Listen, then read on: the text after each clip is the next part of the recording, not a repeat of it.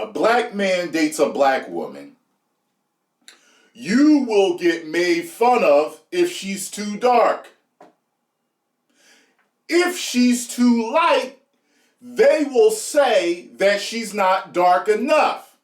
So and then if you date outside of your race, then you are some type of race traitor. You hate yourself. You hate your people.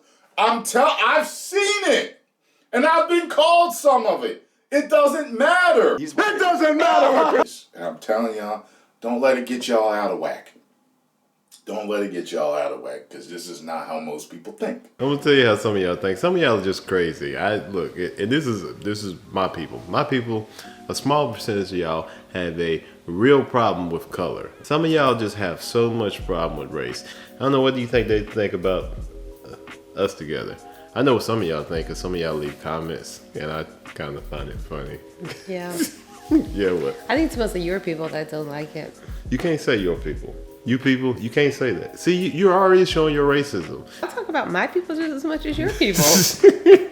You people cannot be talking about us people, because that's very inappropriate. Now, my people can talk about you people, but you people can't talk about my people. I think that we start to hold ourselves back a lot on limiting our choices as far as who we can be with and who we can date. There's a lot of people out there that are by themselves just because you don't want to venture outside your race. And I mean, listen, if you just want to be by yourself because you don't want to venture outside your race, then that is your thing. And that is your right. And the other thing is that some people are with people that don't make them the happiest that are the same race as them. But you don't want to even venture outside to see if there's somebody or something else that can make you more happier.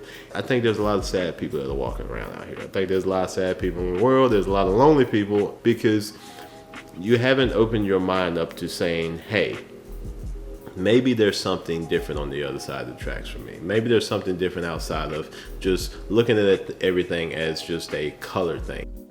It wasn't until I was in my 20s that I dated different women racially, because I ended up becoming a waiter at a restaurant that had several different types of women, and it was different for me because I was working with Latinas, I was working with white girls, I was working with Asian girls, and I was working with black girls, and I was kind of like in this position where I got to know different. I really was in close quarters, so where you really got to know these different races. That was actually kind of like my introduction to first white girl or girl outside of my race that I dated. Was we had a class together and we just were friends in class, and honestly we just became friends, and it was like, hey, you're cool, you're different.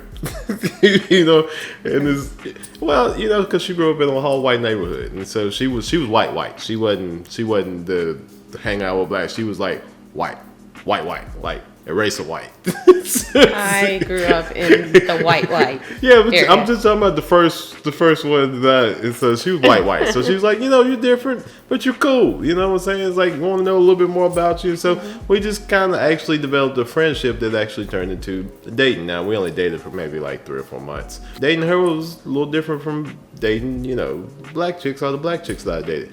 And so it was just like, all right. And it was all right. Then dated some more black chicks, and so the thing is that it's not a so-called preference. Sometimes it's just people that are in your sphere that you just meet, and they're just cool and different, and that you just kind of click with on certain levels, and that you have some things in common. I could say that some people probably do date outside of the race because of some of the things that happened when they were growing up, but I would also say that some people date outside of the race just for the simple fact that they have things in common with other people, and it's not necessarily a race thing. It's just that, I have things in common with this particular person. And if this particular person that I had things in common with happened to be black, then it would be the same thing. I got a buddy's. His parents Afrocentric, they had the African masks on the wall. He knew a lot of black history that I didn't know, all this other type of stuff. So then they're very Afrocentric, and I know they want him to be with a black woman. But I bet you if I were to ask them, would Would you rather them be with a bad black woman or a good white woman? What would you choose? But I think most level-headed people are going to say, and that goes for anything down the line, your friends, you know, everybody that you deal with, they're going to want you to be a good person at the end of the day. People are going to look at the character of the person that you are dating. If you are they are level-headed as possible. You know what I'm saying? I believe that they are going to look at the character of the person you are dating more than the race. Date who you get along with, who's gonna love you, treat you right, all that good stuff. You know what I mean? All the textbook stuff you always hear, you know? So that brings up a good question. Does it matter more about the character of the person that you're dating or the color of their skin? Would you rather date somebody the same color that you are that's not a good person versus dating someone or being with someone that's of a different race that is actually a good person that is good to you? Which one would you rather have? Yeah, I know some people though who are not in compatible relationships with their own color. A lot of people do date and are with the people that are within their proximity. And so most people only have access to the people that are within their geographic area. And a lot of black people live in black areas. A lot of white people live in white areas. My type is a specific type of woman. It's the way she carries herself, the way she dresses, the way she behaves, the way she speaks, the way she treats her man. And that type of woman exists in several different races and cultures.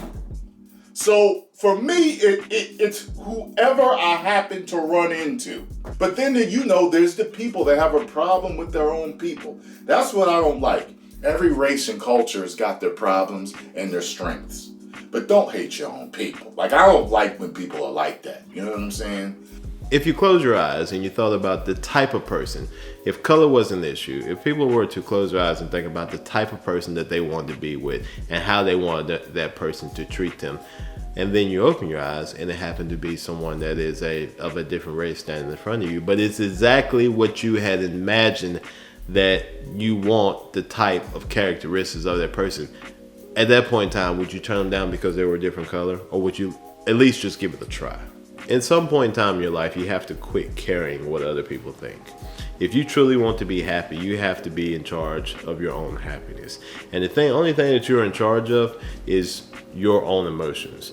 And as long as you let people in the world and other people, what they say, control how you feel about yourself and the decisions and the things that you want to do to make your life happy, and the people you want to be with and the people you want to be in your life to make you happy, I think if you keep listening to those outside sources, then you're not gonna be as fulfilled in your life as you could be. If it's a stranger, the hell with them. It's like, I don't give a damn what you think. You know what I'm saying? It's like, don't date outside of your race because you hate things within your race.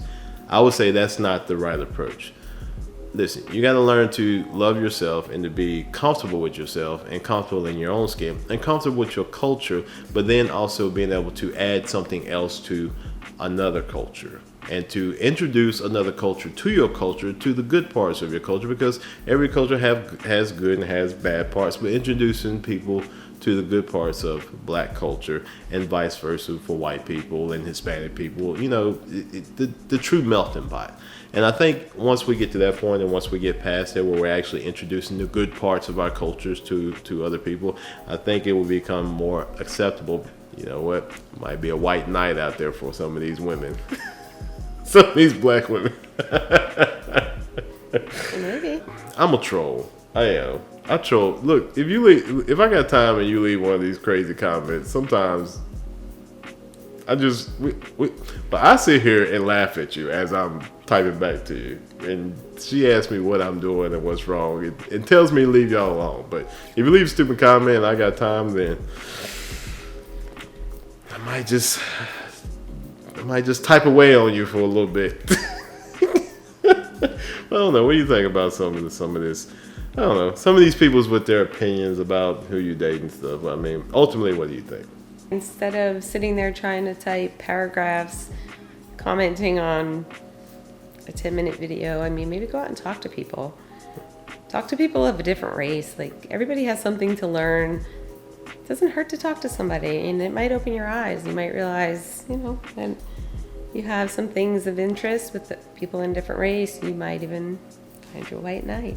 Yeah, and you never know. That nerd that you talk to might actually be rich.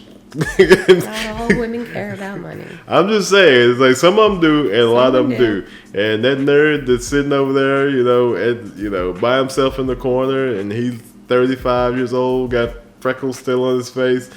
He might actually have a jackpot sitting somewhere. He might not be rich, but he may not. But if you do find that white man that's actually attractive, maybe to you, and has money, if you've never talked to a white person before, good luck. You gotta practice.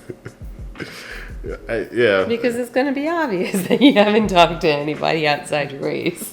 I think it would be more obvious for white people trying to talk to black people. Because I think that would be more obvious. Like, hey, brother. I mean, sister.